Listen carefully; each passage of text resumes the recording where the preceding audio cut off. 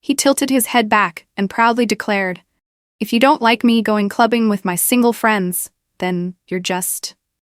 And at that moment, I wanted to hand him a medal for most creative logic of the year. But don't think I just sat there quietly. I had a comeback that left him completely speechless. Curious yet? Then stick around while I walk you through this twist. You know that feeling when you're in a calm relationship and out of nowhere, the weather shifts and suddenly you're in the middle of a storm? That's exactly my story. My name's Marissa. I'm 26 and I teach elementary school. My days are filled with colored pencils, simple math problems, and kids who believe they can grow up to be superheroes. That job has definitely made me more patient, but it's also made me extra sensitive when someone crosses a line. Kids might grab the wrong pencil and apologize right away. Adults? They call it just having fun. My boyfriend, Derek, 33, was a living, breathing example. He worked in real estate, the kind of job that thrives on being flashy, polished, and talking like the host of a cocktail party.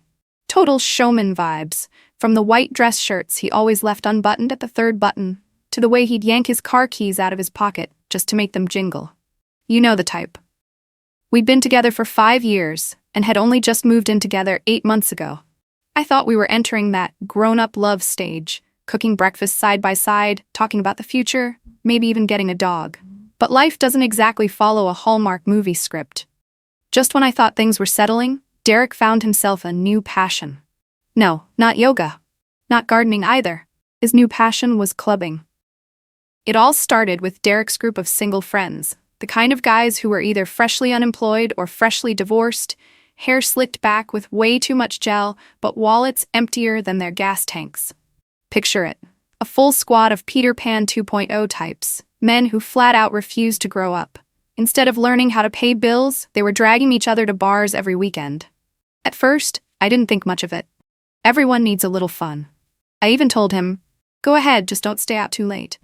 I figured it was his way of blowing off steam after a long work week. Honestly, as an elementary school teacher, I even thought it was kind of cute. I pictured them sitting around with beers, swapping stories about failed house showings, and laughing until they choked. But too much of anything turns into a red flag. Week 1, 1 club night.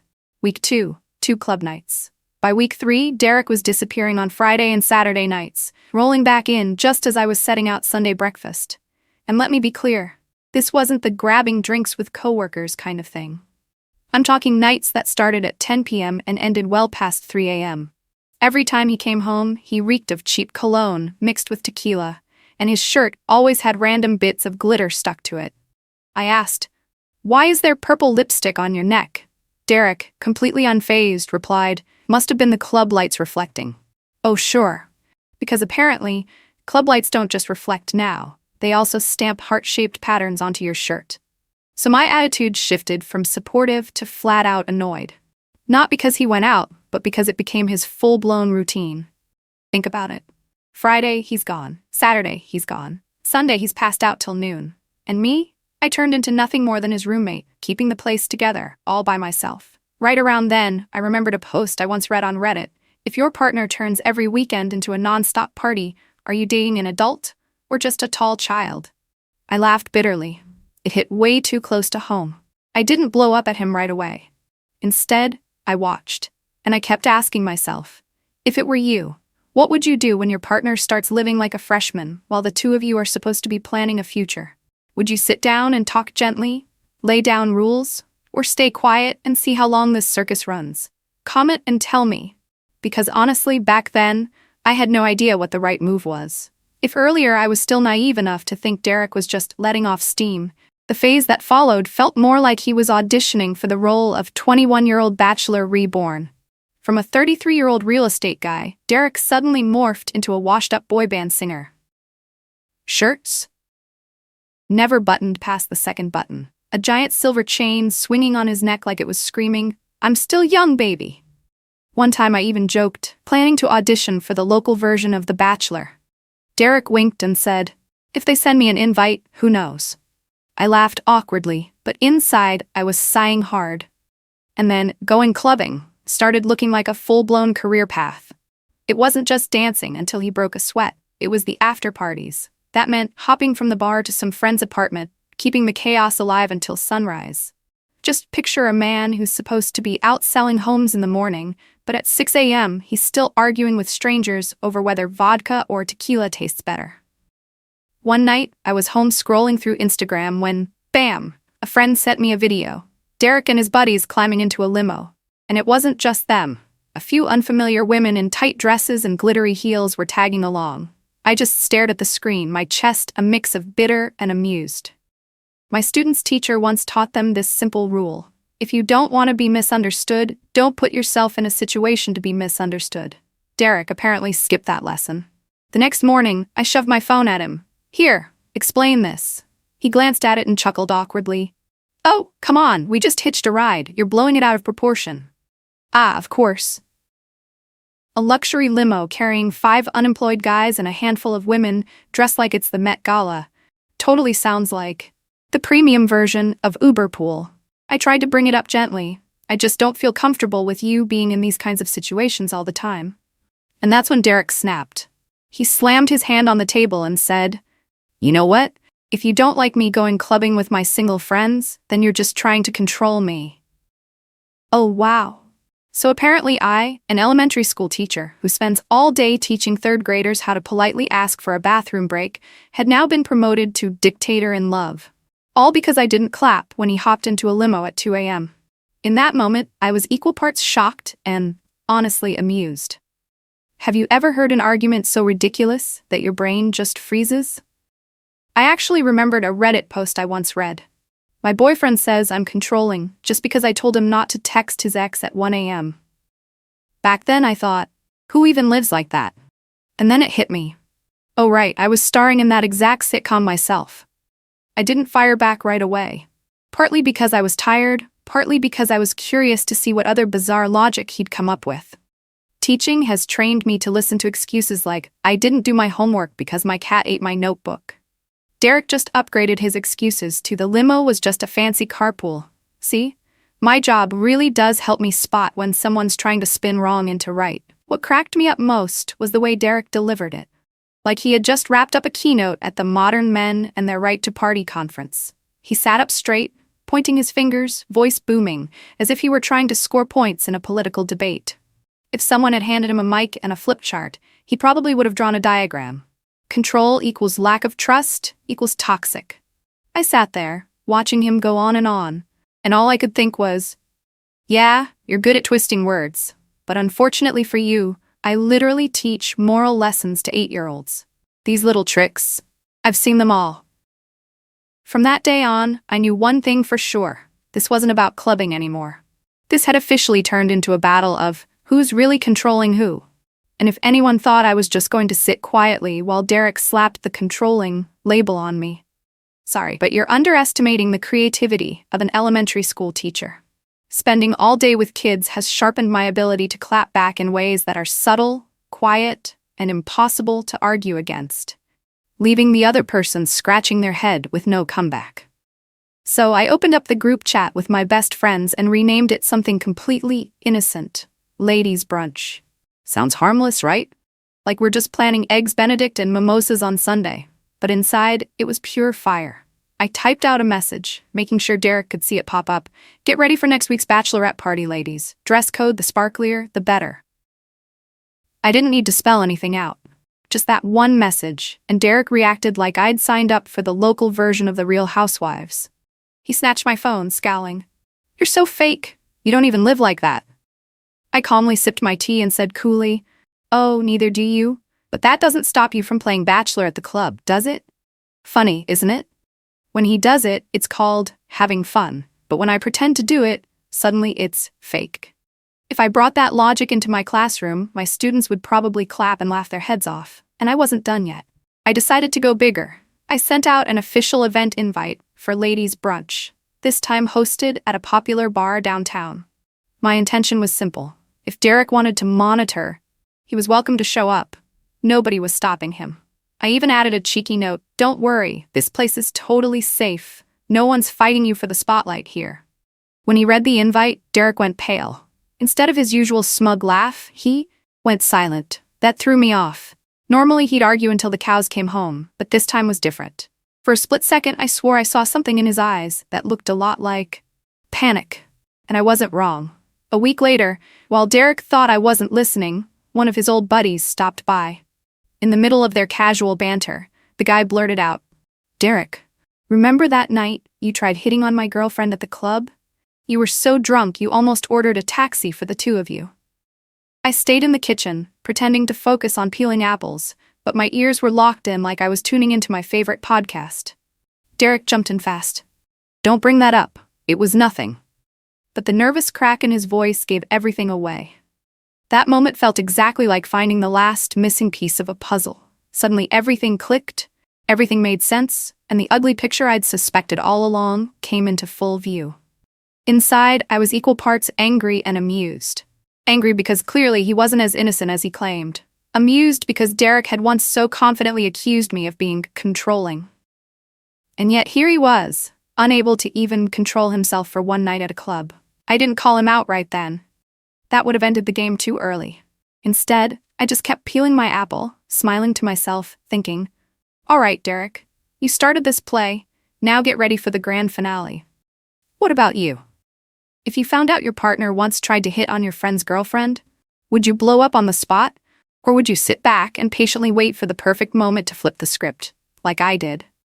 Be honest, I'm dying to read your revenge plots in the comments. After Derek's old buddy accidentally spilled the tea, I knew I was holding the knife in my hand. The only question was, do I make one quick cut, or do I turn it into a full-on performance that gets a standing ovation? Obviously, I went with the show. I invited Derek and his closest friends out to dinner at this trendy new restaurant. I played the part of the open-minded, forgiving girlfriend to perfection, acting like nothing had happened, like I truly believed clubbing was just an innocent hobby. Derek jumped at the invite, grinning like I'd finally seen the light. What Derek didn't know was that I'd already stopped by the restaurant beforehand to set things up. The owner, Nora, early 30s, black curly hair, radiating confidence, had once told me during a random chat at the gym. One time this drunk guy came into my bar, kept begging for my number, bragging about real estate deals. What was his name again? Derek, I think. I burst out laughing, and right there we hatched a plan. That night, the table was filled with laughter, clinking glasses, and the smoky aroma of steak sizzling off the grill.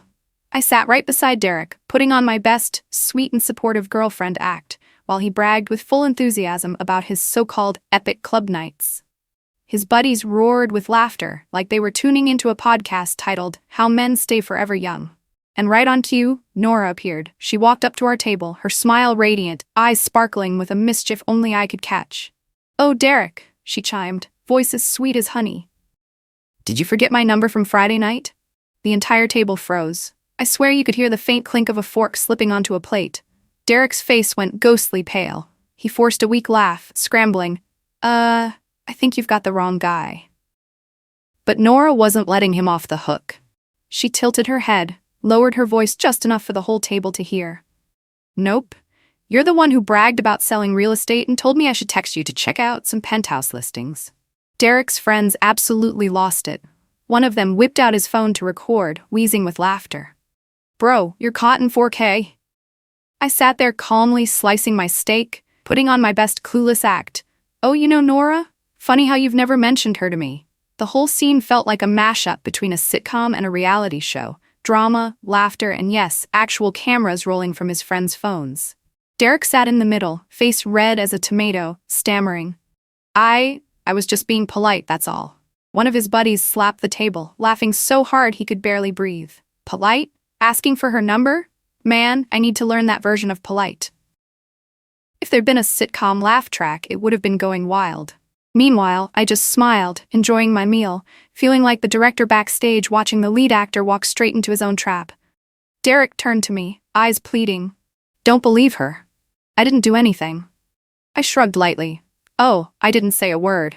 But it looks like everyone here believes her, more than they believe you." He slumped back in his chair, running his hand through the perfectly styled hair he'd spent all afternoon on, now looking like a full-on bird's nest. For a split second, I almost felt sorry for him. Almost. In reality, my inner self was cheering like I'd just won an Oscar. That night, Derek left the restaurant in total silence. while his friends kept laughing and cracking jokes the whole way out. One even teased, "Hey Derek, next time, just bring business cards. Save yourself from asking for numbers."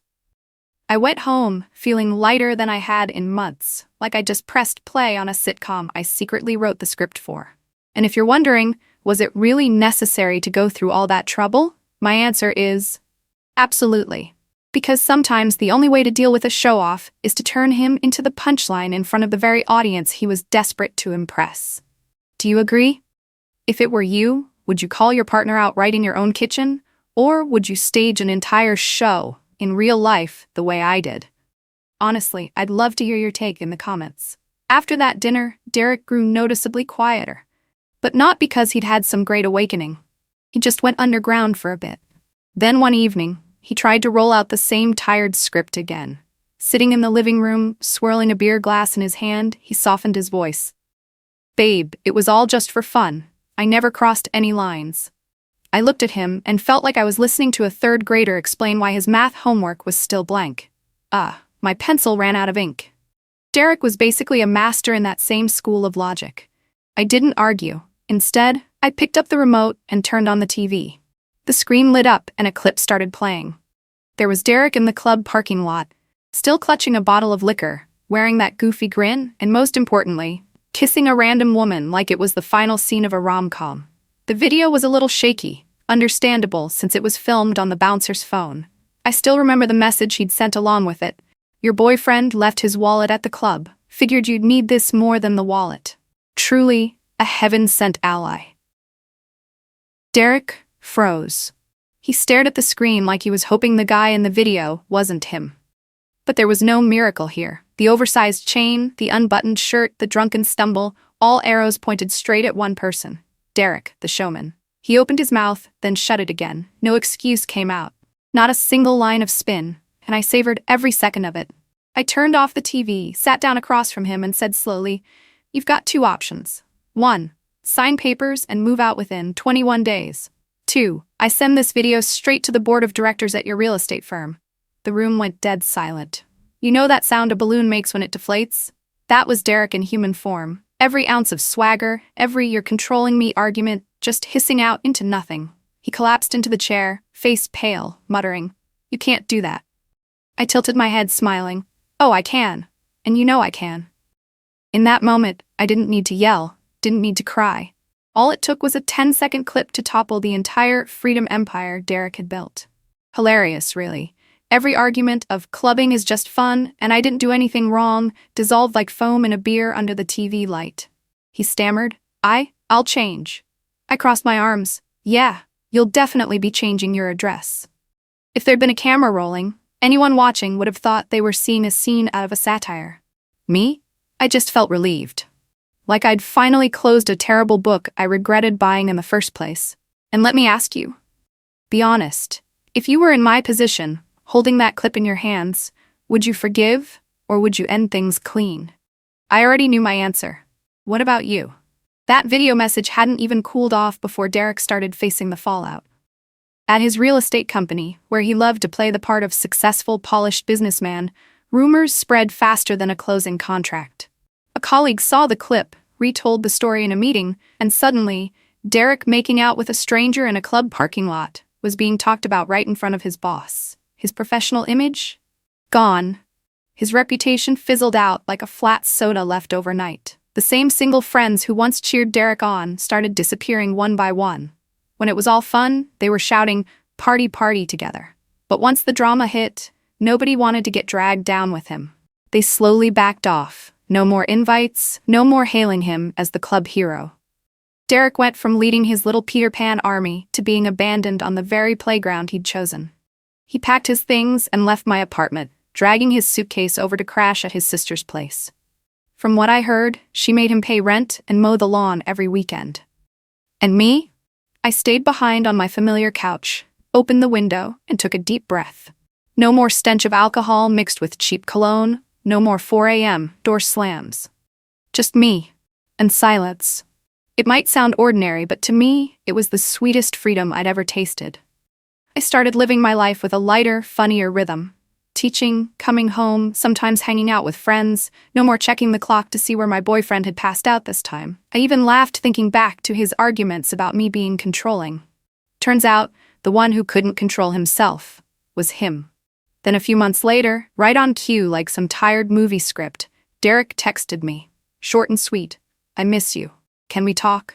I looked at my phone and burst out laughing. The same man who once declared clubbing was his freedom was now begging for another chance. Oh, the irony. I didn't reply directly. Instead, I wrote a post on Reddit. My ex once told me clubbing was his freedom, and I was the controlling one. Now he's been ditched by his friends, humiliated at work, and suddenly wants me back. Should I give him another shot? Hint. I'm writing this while sipping a cocktail with a much better man. The post blew up with hundreds of comments. Some told me to block him immediately.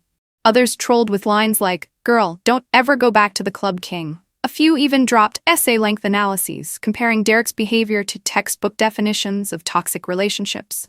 I read every single one, laughing and oddly comforted.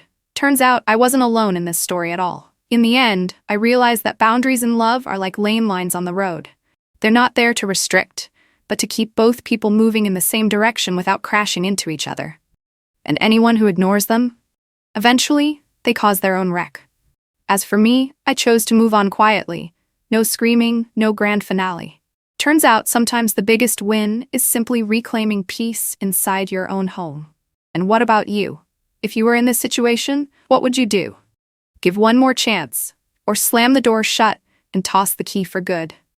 I really want to hear your answers down in the comments. And don't forget to hit subscribe and tap that little bell so you won't miss the next salty yet funny drama story. Trust me, there are plenty more real-life episodes waiting for you to sit back and laugh along with me.